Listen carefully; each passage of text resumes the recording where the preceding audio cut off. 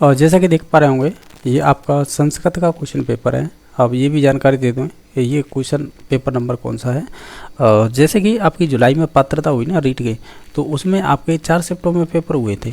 तो आपकी जो सेकंड नंबर की शिफ्ट थी ना, तो उसका ये भाषा नंबर, जैसे आपने भाषा फर्स्ट के रूप में कोई भी भाषा ले रखी हो, अगर आपने सेकंड भाषा के रूप में अगर आपने संस्कृत ले रखी है, तो ये वही क्वेश्चन पेपर है, ठीक है। यानी सेकंड भाषा के रूप में जिन्होंने संस्कृत चूज की है, ये उन्हीं से संबंधित क्वेश्चन रहेंगे इसमें। अब देख लेते हैं इसमें किस प्रकार के क्वेश्चन पूछे गए हैं।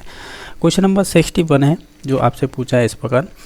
61 नंबर क्वेश्चन ये कह रहा है कि जो आपकी ये कह रहा है ससंदर्भ व्याख्या कथाया और सारा लेखनेन संबंधा च प्रश्न भवन्ति। ये कह रहा है कि आपको किसी संदर्भ युक्त व्याख्या करनी है, या कथा हो सकती है आपकी, या कोई सारांश आपको बताना है, वो भी आपको लेखन से संबंधित बताना है। ये किस प्रकार के प्रश्न में आ सकते हैं ये सभी चीज़ें। चाहे किसी चीज़ की व्याख्या कीजिए या आप किसी का सारांश लिखिएगा, वो सभी निबंधात्मक प्रश्न में ही आएंगे। तो ऑप्शन नंबर बी सही हो जाएगा। सेकंड नंबर है पाठ्य पुस्तकें सचिता सामग्री भवित। यानी जो पाठ्य पुस्तक होता है, यानी पाठ्य पुस्तक का जो हम निर्माण करते हैं, तो उसमें किस प्रकार की सामग्री होनी चाहिए। तो हम कहेंगे छात्रों के मानसिक स्तर के अनुसार होनी चाहिए। इसमें शारीरिक भी दे रखा है, हालांकि इसमें इंक्लूड कर सकते हैं, लेकिन मानसिक स्तर ही देखते हैं हम, ठीक है। ये कह रहा है कि इसमें बताइएगा जो भाषा शिक्षण के कौशल होते हैं उसमें से प्रथम कौशल कौन सा होता है। तो हम जानते हैं श्रवण होगा। ये कह रहा है कि प्रश्नोत्तर में अनेक विकल्प दीयन्ते परिचयति। ये जो विकल्प जो साधुरतरम चुनौती परिचय प्रकार, यानी आपको मालूम होगा प्रश्न के अनेक विकल्प दिए जाते हैं, या ये मल्टीपल चॉइस क्वेश्चन होते हैं, तो उसे बहुविकल्पी प्रकार के प्रश्न बोलेंगे। ये कह रहा उपचारात्मक शिक्षण से उद्देश्य अस्ति, यानी उपचारात्मक शिक्षण का उद्देश्य क्या होता है। तो हम कहेंगे आपको पहले तो निदानात्मक परीक्षण करना होगा, फिर उसके बाद बालक का परिष्कार यानी शिक्षण का मतलब होता है वही उपचारात्मक शिक्षण करना होगा, ठीक है। तो ऑप्शन नंबर डी सही हो जाएगा। ये आपको एक तरह से अपघटित गद्यांश दे रखा है, इसी के आधार पर आपको नीचे दिए गए क्वेश्चनों के आंसर देने होते हैं। ये कह रहा है श्वेत वर्ण इतिहास का समास, तो ये आपका एक अन्य अर्थ निकलता है, तो ये बहुब्री हो जाएगा। ये कह रहा है कत्व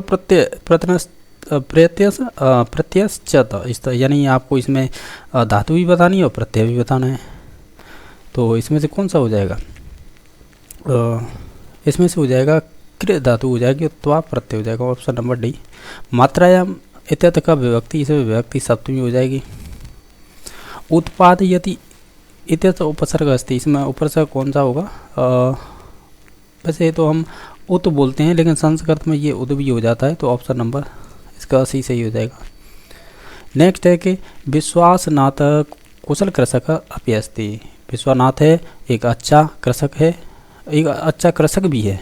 ये अपि है ना, ये यहाँ पे एक तरह से अव्यय है, ठीक है, क्योंकि इसे लगाने का वही कारण होता है अव्यय को, यानी ये कह सकते हैं अव्यय संबंधी कोई चीज़ है, जानकारी दी जा रही है ये। तो ऑप्शन नंबर इसका हो जाएगा अपि, यानी सेकंड नंबर ऑप्शन हो जाएगा। यही पूछा था कि अव्यय कौन सा है, तो ऑप्शन नंबर बी सही हो जाएगा। ये श्लोक दे रखा है और इसमें बताना है सुवर्ण इत्यर्थ का समास। सुवर्ण में कौन सा समास है, यानी अच्छा वर्ण की बात कर रहे हैं। हाँ, अच्छा वर्ण तो आप है, हालांकि इसमें देखा जाए तो तत्पुरुष समास हो जाएगा, ठीक है। तो ऑप्शन नंबर इसमें हो जाएगा ए, ठीक है। तो एक नंबर ऑप्शन हो जाएगा। दृष्ट इत्यर्थ प्रत्यय अस्ति, यानी दृष्ट में कौन सा प्रत्यय होता है। तो आप देखेंगे दृष्ट इसमें हो जाएगा आपका संबंधित होता है इत प्रत्यय, ऑप्शन नंबर एक सही हो जाएगा। ये इसमें छंद बताना है, यानी ये जो श्लोक था ना, इसमें आप वर्ण गिन लीजिएगा, जैसे कि 1 2 3 4 5 6 7 8 9 10 11, यानी ये उपजाति, उपजाति नहीं, सही उपजाति हो जाएगा, ठीक है। नेक्स्ट है शिलासु कृष्णासु न तिहि मृग्या इत्यस्य विशेषणम पदम, यानी आप इसको देखिए कृष्णासु है, यही हो जाएगा इसका अव्यय। अव्यय क्यों पूछा, विशेषण पूछा है, एडजेक्टिव। तो ऑप्शन नंबर सी सही हो जाएगा। नेक्स्ट है कि मरु का इसमें से आपको लिंग बताना है। तो मरु, तो वैसे देखा है मरुस्थल होता है मरुमी से, तो ये क्या है, तो ये संबंधित हो जाएगा आपका पुल्लिंग। 73 को संख्या के रूप में लिखेंगे तो क्या लगेंगे त्रिसप्तपी, यानी सप्तति, ऑप्शन नंबर डी सही हो जाएगा। इसके अलावा आपका नेक्स्ट है 6:10 को आप संस्कृत में किस प्रकार लिखेंगे, हम कहेंगे दशाधिक पश्चवादनम, ये कहेंगे, अरे गलत कर दिया है, ये तो 6 बज रहे हैं, तो दशाधिक हैं पंचवादनम, तो ये तो होगा नहीं। ये है क्वेश्चन नंबर, यही था आपका 77, यानी आपको ये कहना है दशाधिकम षड्वादनम, 10 अधिक हैं 6 बजने के बाद, तो ये हो सकता है, ठीक है। बाकी ये तो सपात है 7 हो जाएगा, ये 7:30 हो जाएगा, तो ऑप्शन नंबर बी पे जाएंगे फिर, ठीक है। यानी 77 का बी नंबर ऑप्शन होगा, यानी दशाधिक यानी 10 अधिक हैं षड्वादनम 6 बज का, तो ऑप्शन नंबर इसका सही हो जाएगा बी। नेक्स्ट है मायस सूत्रेषु घस प्रत्याहार में कौन कौन से वर्ण आते हैं, तो मैंने चिन्ह लगा दिया है, एक तो छ आती है, ठ आता, थ आता है, तो ऑप्शन नंबर बी सही हो जाएगा। मैं खेल का समय नष्ट नहीं करूँगा, इसमें से आपको संस्कृत अनुवाद करना है, तो आप संस्कृत अनुवाद करेंगे ना, तो इसका हो जाएगा ये कहेंगे कि हम क्रीडत्वा समयम न नच्छामि, तो ऑप्शन नंबर 1 सही हो जाएगा। नेक्स्ट क्वेश्चन नंबर है, इसमें बताना है एक राजा है, यानी एक समय राजा दिलीप ने यज्ञ करने के लिए एक घोड़ा छोड़ा था, इसका संस्कृत अनुवाद कीजिएगा। आप इन सभी ऑप्शनों को ध्यान से देखेंगे तो हम कहें एकदा राजा दिलीप यज्ञ करतम एकदम अस मुमोच, ऑप्शन नंबर डी सही हो जाएगा।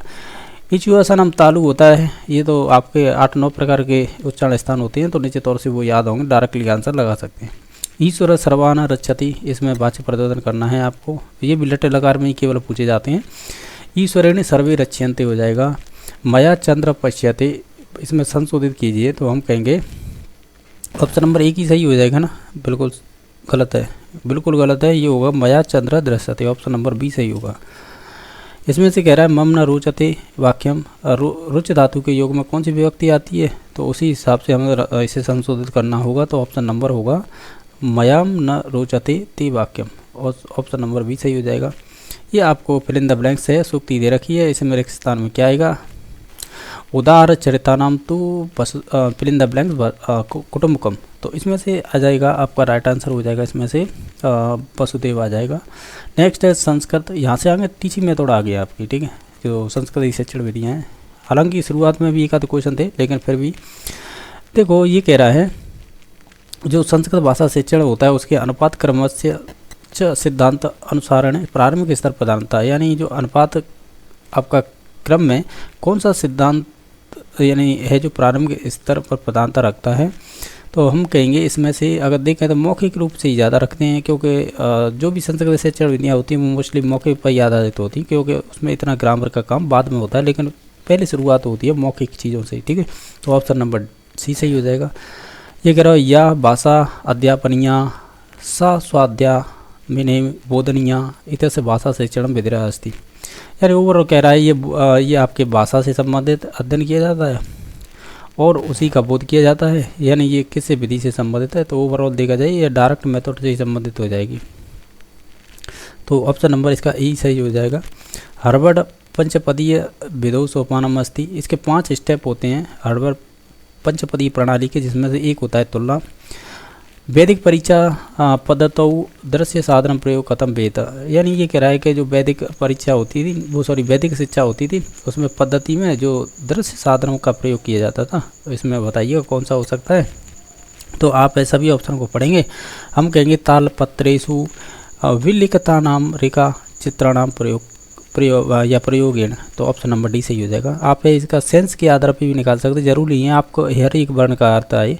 ये कह रहा है शैक्षिक भ्रमण संस्कृत शिक्षणम साधनम अस्ति, यानी शैक्षिक भ्रमण में संस्कृत शिक्षण के लिए कौन सा साधनम अस्ति, ये कौन सा साधन है, तो हम कहेंगे जिसमें आपका क्रियात्मक हो जाएगा, क्रियात्मक और अन्य साधनम आ जाएंगे, तो ऑप्शन नंबर इसका कह सकते हैं डी नंबर ऑप्शन हो जाए। हालांकि इसमें दृश्य श्रव्य भी आ जाएगा, लेकिन ये है कि यहाँ पे बच्चे का शैक्षिक भ्रमण में रोल प्ले हो जाता है, यानी आप ऐसे कह सकते हैं बच्चा खुद करके वहाँ पे सीखता है, यानी हर चीज़ को प्रत्यक्ष रूप से देखेगा, उसे अनुभव भी करेगा, मूर्त रूप में भी देखेगा, इस वजह से हम कहते हैं क्रियात्मक अन्य साधन होगा, यानी वो एक्टिविटी आधारित होगा, ठीक है, तो ऑप्शन नंबर डी सही हो जाएगा। इस प्रकार ये आपके क्वेश्चन 30 पूछे गए थे, हमने ये किए हैं, ठीक है। अगर किसी क्वेश्चन को लेकर डाउट है तो बता देना, ठीक है।